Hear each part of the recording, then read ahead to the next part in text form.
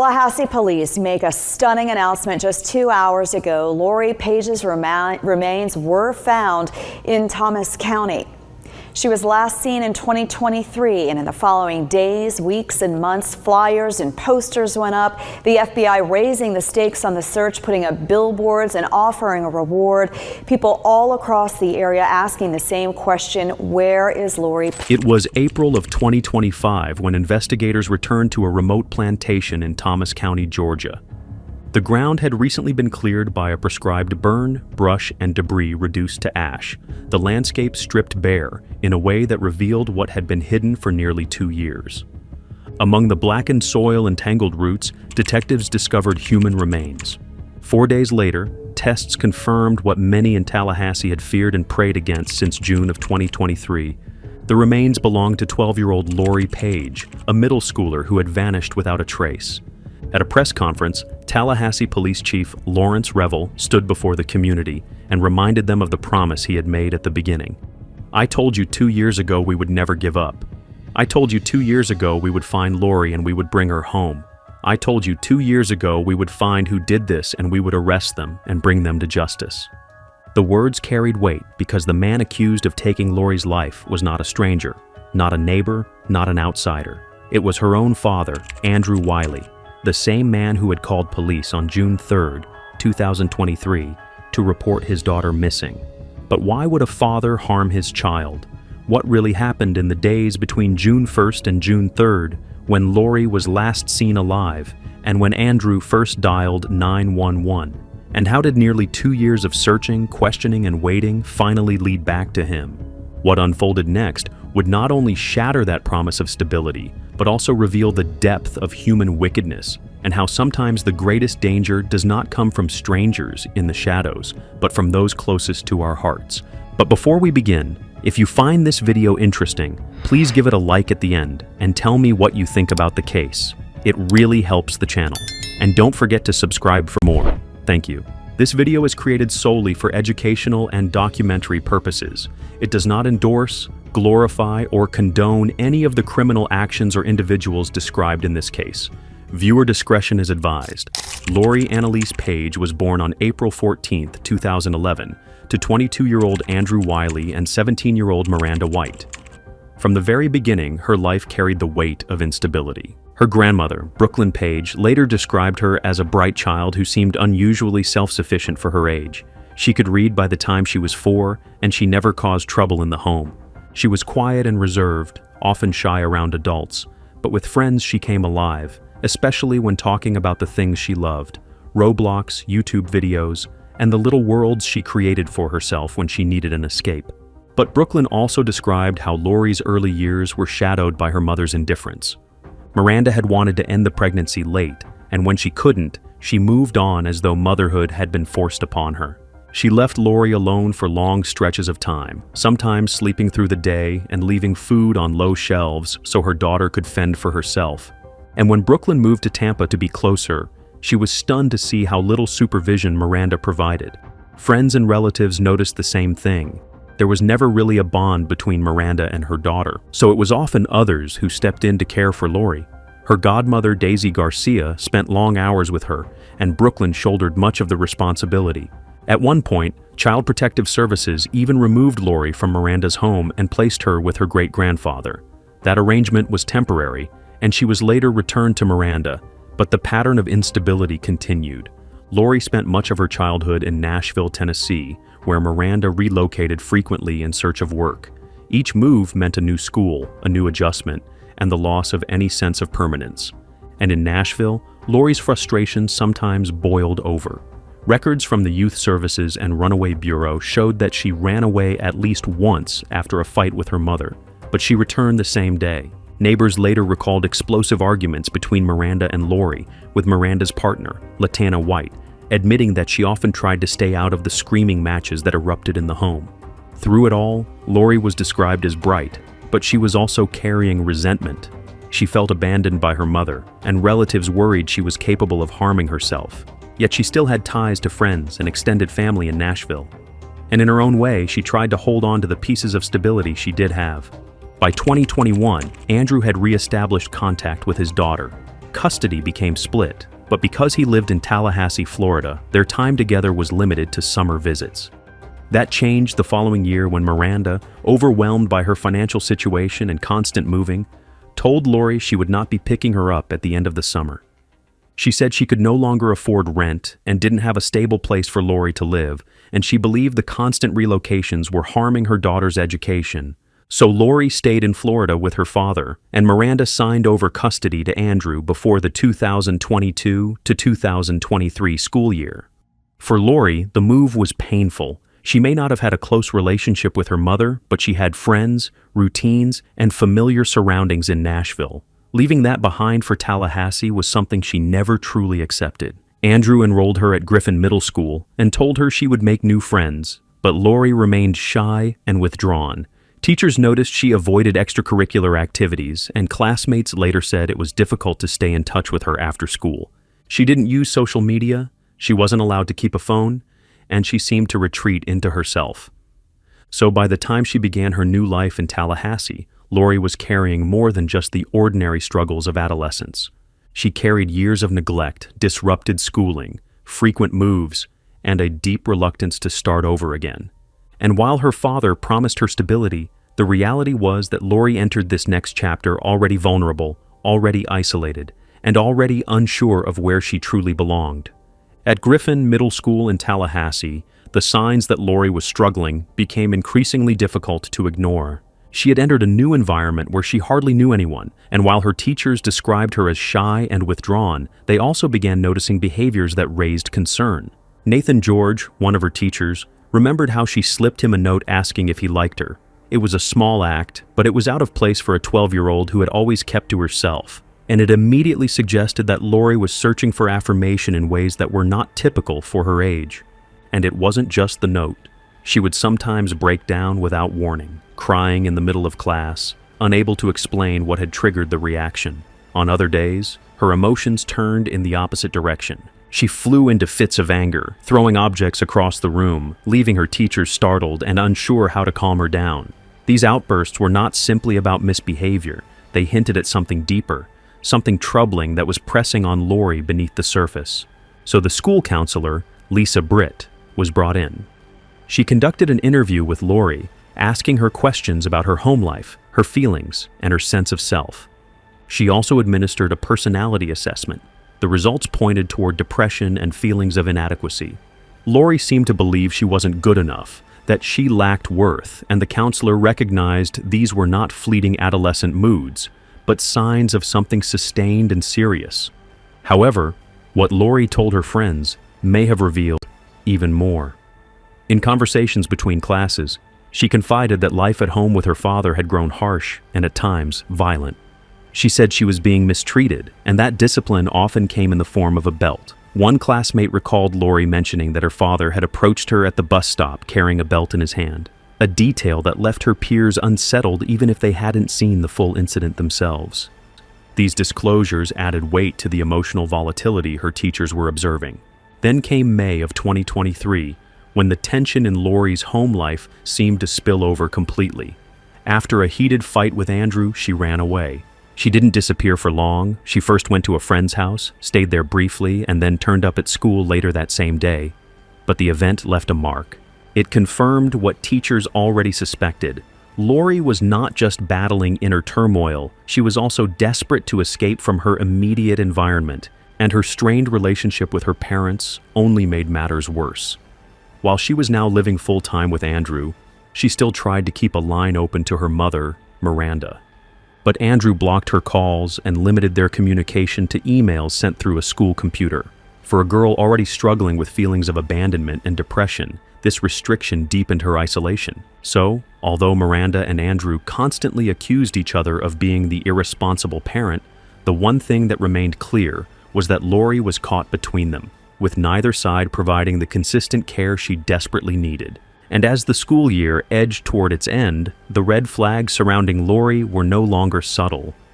They were bright, unmistakable signals of a child in crisis, signals that would soon intersect with events far more alarming than anyone at Griffin Middle School could have imagined.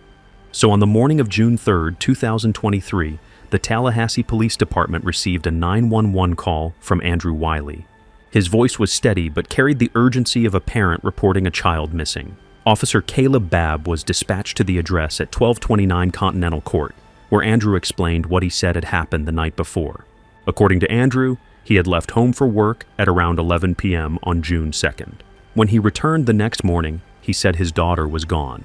Lori's backpack was missing, and he believed she had slipped out sometime during the night while he was away. He told the officer that when he had last seen her, she was sitting on the couch watching television, and he insisted they had spent most of the day together before he left for his shift. But Andrew didn't stop there. He reminded police that Lori had already tried to run away once in May, after a heated fight between the two of them. He also mentioned what he called a distressing meeting she had recently had with her mother, Miranda White, claiming that the conversation had upset Lori enough to alter her behavior. He painted a picture of a troubled child, easily rattled and capable of slipping away on her own. So, investigators began treating Lori's disappearance as a potential runaway case. The first hours were critical, and officers canvassed the neighborhood, checked with nearby schools, and spoke to her classmates. Flyers were circulated almost immediately, and the community was asked to keep their eyes open for the 12-year-old girl. And the community did respond. Pastor Rudy Ferguson of the New Birth Tabernacle of Praise, a local leader who didn't know Lori personally, felt compelled to step in. He forwarded Lori's missing person bulletin to the Frontline Pastors Action Council, a network of more than 24 church leaders in the area. After 14 days, there has to be at least one adult who has seen her or has an idea where she may have gone. Lori is considered a missing runaway and was last seen on June 3rd near the 1200 block of Continental Court, which is close to Ocala Road and less than a mile away from Mission San Luis. Rudy Ferguson, pastor for New Birth Tabernacle of Praise in Griffin Heights, doesn't know Lori personally, but he says in his position it's important to help the community any way he can. We ought to be her family. We ought to look for her consistently until she's safe and sound. I think it's incumbent upon the churches as well in the neighborhood because that's why we're there. We're in the community not just for spiritual growth, but also to be a voice. Summers says Lori has run away before, but she's always been found within a few days. I'm hoping that if nothing else, that Lori will come to the school. She knows she's safe there. She knows that people care about her there. And we're in summer school, so she can come there any day, Monday through Thursday. Pastor Ferguson forwarded Lori's missing person bulletin to the Frontline Pastors Action Council, which is made up of about 26 pastors. We're going to keep searching. We're going to keep making phone calls. We're going to keep putting her bulletin out there. We're going to keep doing it until she's safe and sound, until we have some type of results. Summers says Lori's teachers and friends are concerned, and they're just hoping she'll come back. If we can find Lori, we can hopefully find her a mentor, so next time she faces struggles, she can talk to her mentor and not feel like she has to run away. And her message for Lori if she's watching. Lori, you're a great student and a great kid, and there's nothing that you haven't done well enough. Just come back.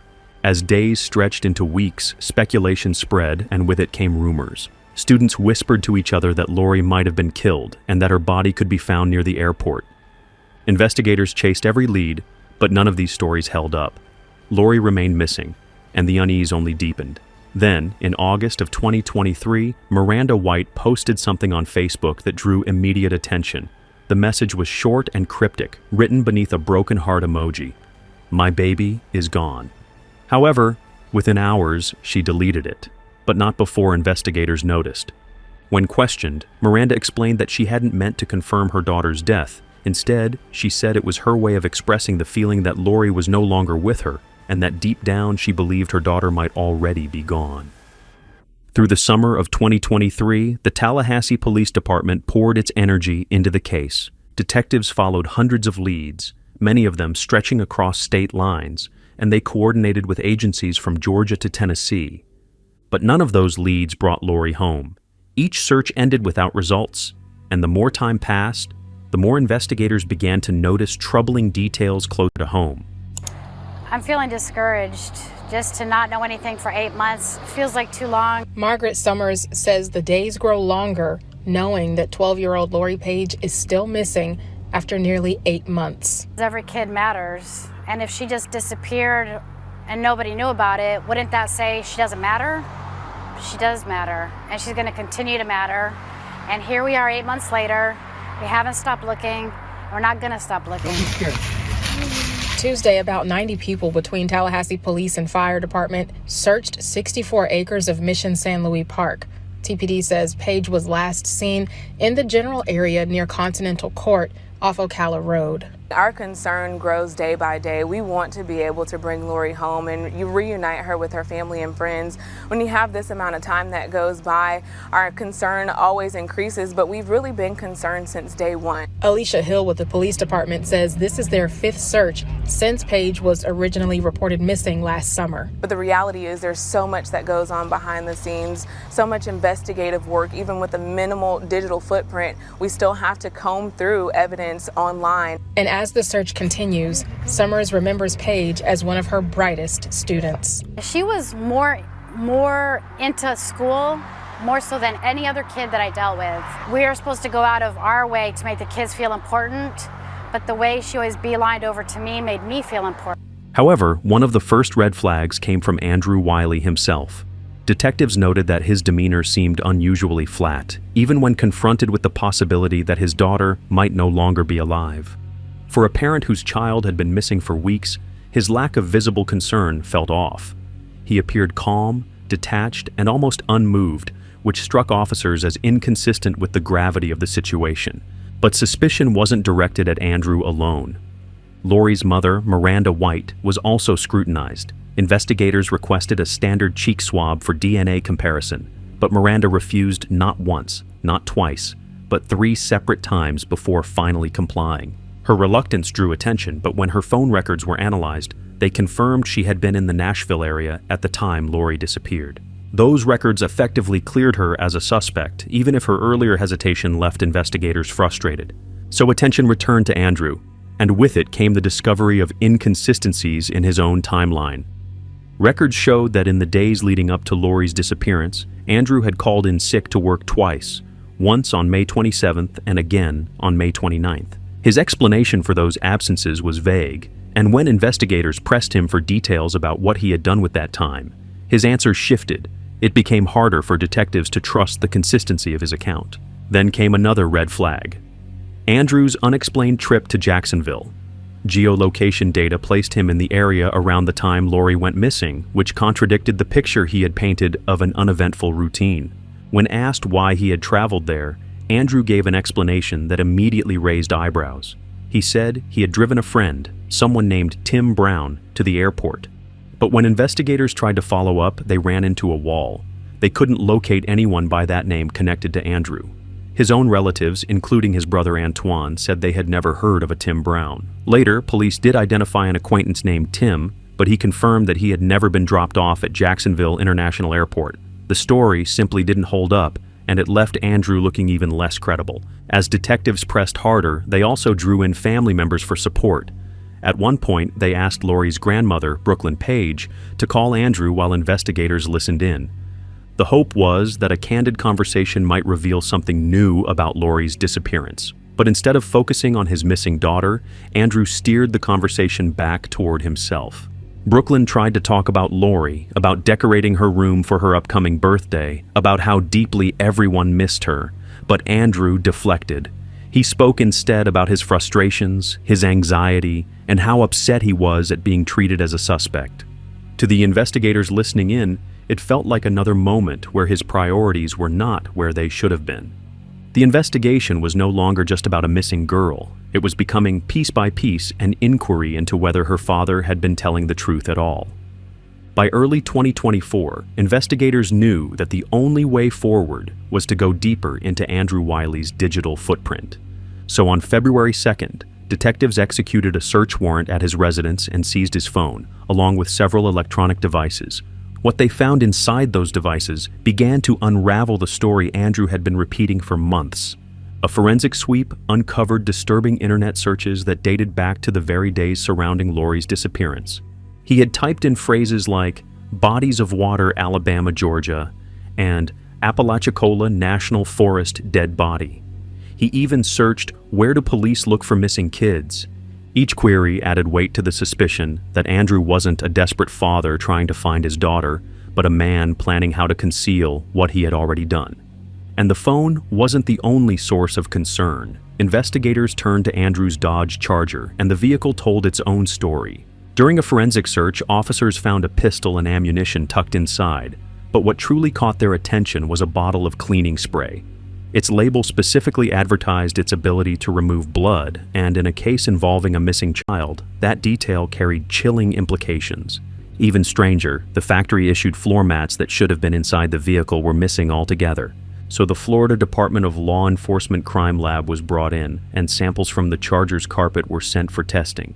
The results confirmed what detectives feared. Lori Paige's blood was embedded in the fibers.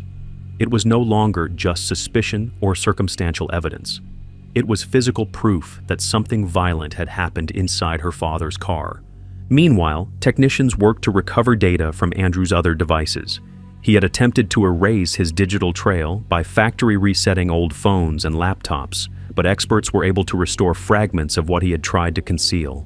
Among the recovered information were more searches about remote wooded areas in Alabama and Georgia, reinforcing the idea that Andrew had been scouting places to abandon his daughter's remains. And then came the financial evidence. Investigators traced Andrew's credit card purchases in the days before Lori disappeared, and one of those transactions raised new alarms. Records showed that he had purchased contraceptives, specifically Plan B. This fueled suspicions that his abuse of Lori might have been sexual in nature, and that he had been preparing for the consequences of what he had done.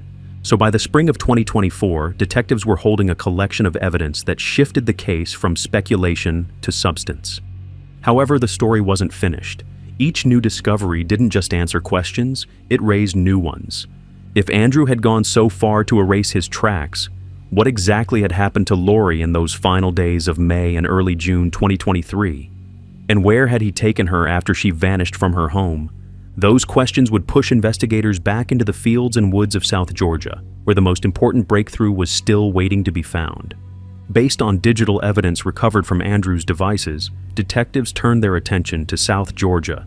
In particular, one location stood out, a remote, brush-covered stretch of land in Thomas County, known locally as a plantation. It was rugged terrain, thick with undergrowth, and the kind of place someone might choose if they wanted something hidden and left undisturbed. So in early 2024, search teams moved in. They brought dogs, forensic experts, and community volunteers. They combed through the plantation in multiple sweeps, guided by location data from Andrew's phone, which had pinged in the area around the time Lori disappeared. But despite days of work, nothing surfaced. The ground was too dense, the brush too heavy, and the evidence, if it was there, stayed buried. Then, more than a year later, the land itself provided the break that investigators needed. On April 5, 2025, a prescribed burn was carried out on the property. Flames cleared away the thick, tangled brush that had hidden the ground for so long, and when detectives returned to the site, they finally saw what had been there all along. Scattered in the ash and soil were skeletal remains. The discovery halted everything. For nearly 2 years, Lori Paige had been listed as missing, her story trapped in uncertainty. But now, with the remains found in the same area Andrew's phone had tracked to, the search had given way to a recovery. The remains were sent to the Florida Department of Law Enforcement for processing. And on April 11, 2025, the results came back. The DNA confirmed what investigators had both expected and dreaded. The bones belonged to 12-year-old Lori Paige. So after 22 months of searching, Lori's disappearance was no longer a mystery. She had not run away. She had not vanished into the night on her own. Her body had been abandoned in a Georgia field, left to weather time and nature until the fire cleared the brush away. And with that confirmation, the investigation turned from searching for a child to holding her father accountable for what had been done to her. 2 years ago, we would never give up. I told you 2 years ago we would find Lori and we would bring her home. I told you 2 years ago that we would find who did this and we would arrest them and bring them to justice. And today, I stand before you to tell you we have done just that. So we have recovered Lori's remains and we have arrested the person responsible for this crime. So today with me is this group of amazing people that have been working with us nonstop on this investigation. It could not have come to the conclusion that it came to without this type of collaboration. So I'm going to take just a minute to thank each of them. State Attorney Jack Campbell couldn't be here with us today, but certainly they have played and will continue to play an incredibly valuable role in it. The Florida Department of Law Enforcement, again, just an essential partner. Assistant Commissioner Pollard, thank you, sir, for everything that you guys do. SAC Wilmer and ASAC Willis, thank you guys. Again, just amazing. Jennifer Camp is the lab supervisor who, again, the evidence that we found, they turned it around in 4 days.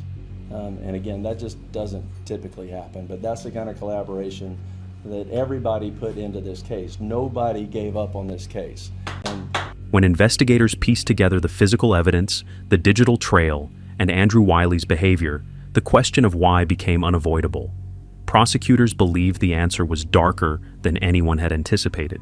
Court records suggested that Lori had been subjected to abuse, and not just physical discipline. Investigators uncovered purchases and searches that pointed toward SA and possibly even a pregnancy. It was a possibility that explained why Andrew might have turned against his daughter in those final days. So, when State Attorney Jack Campbell addressed the case publicly, he did not shy away from the disturbing implications. He said plainly, "We had evidence of the fact that he was seeking out what's called Plan B, which is an abortion drug."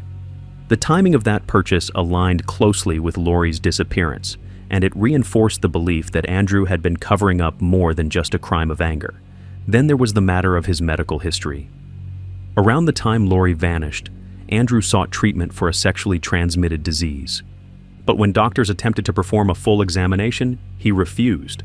Prosecutors later argued that this refusal was another attempt to avoid leaving behind evidence, because treatment records might have revealed more than just his own illness. So the theory prosecutors built was chilling in its simplicity. They believed Andrew killed Lori on June 1st, 2023, in a moment driven by both fear and self-preservation. They believed he disposed of her body the very next day in the Thomas County plantation field, and then on June 3rd he picked up the phone and reported her missing, presenting himself as the concerned father.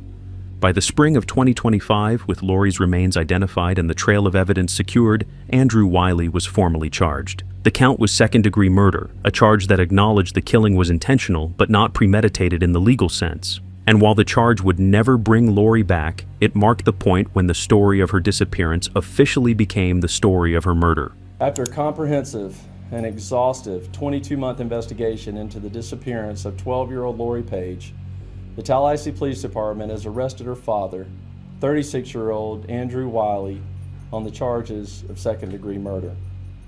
Since Lori's disappearance in June of 2023, detectives have pursued hundreds of leads, conducted interviews across multiple states, examined digital evidence, and searched extensively across North Florida and South Georgia. The case evolved significantly over time, with key developments ultimately leading to Wiley's arrest.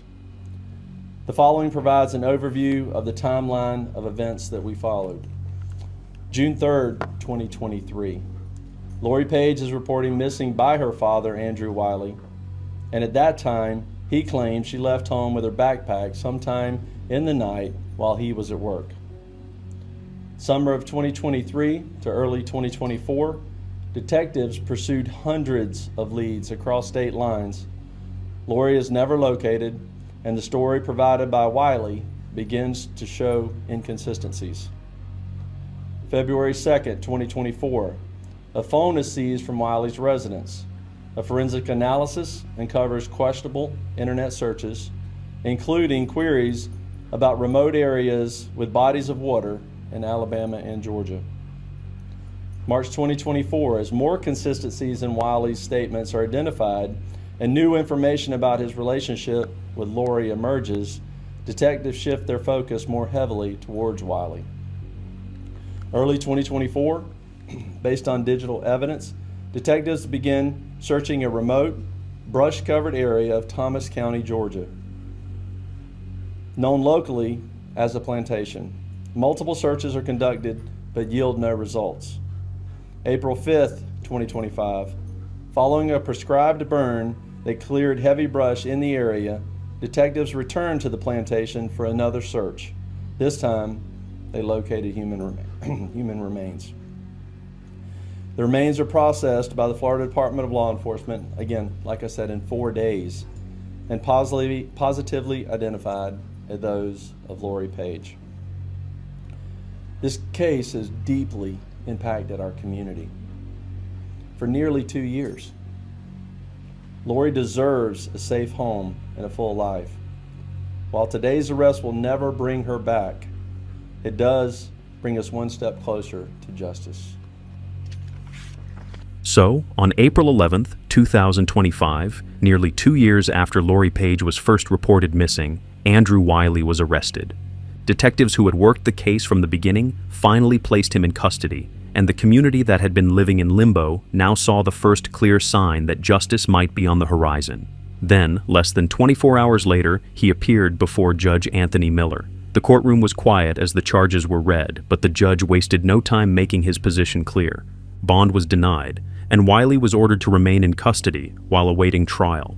Judge Miller also granted the prosecution's request to bar him from contacting several members of Lori's family, citing the potential for intimidation and conflict.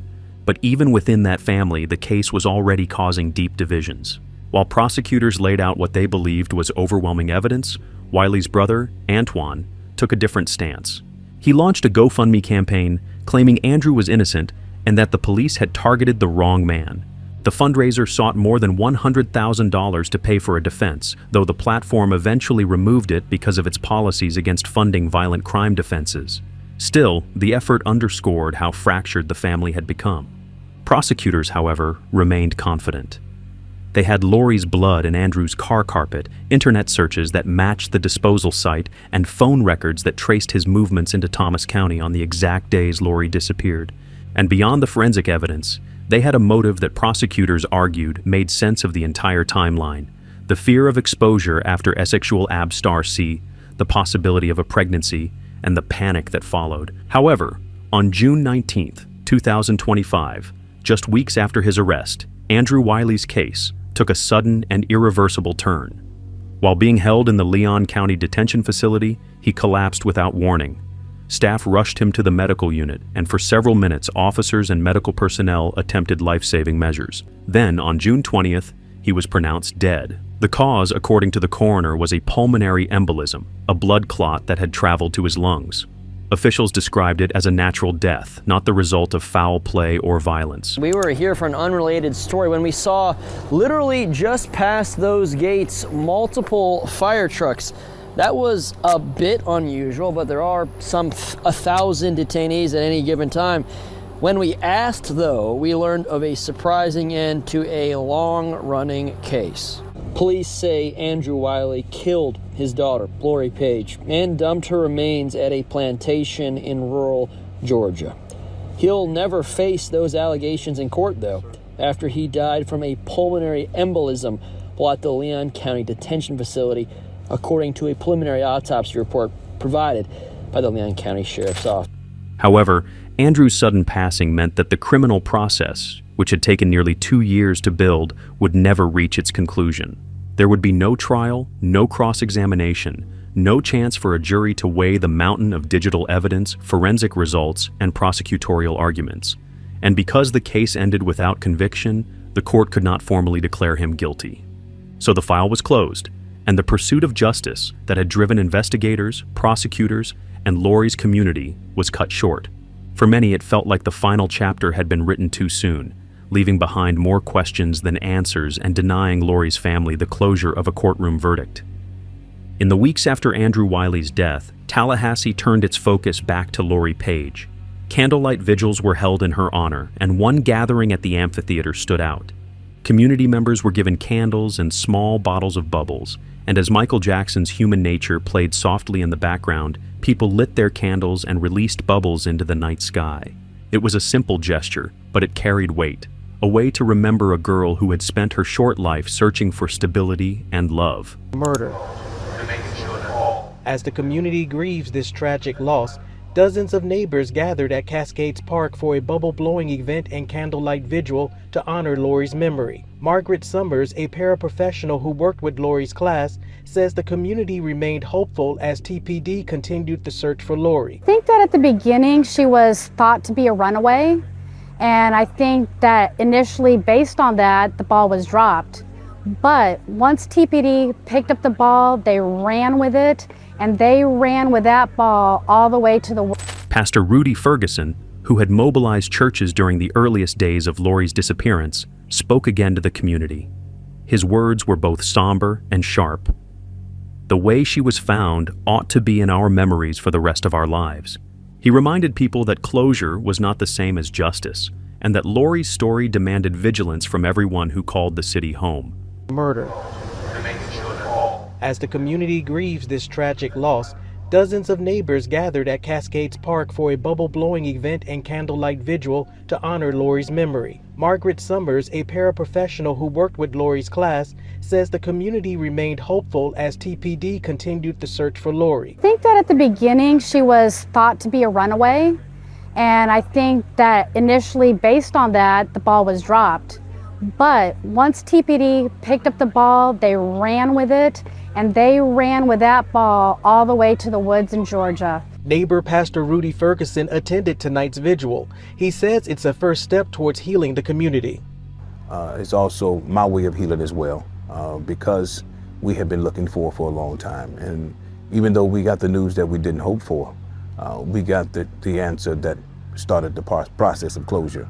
And this was it. This was organized by someone with no connection to Lori without participation from her other family.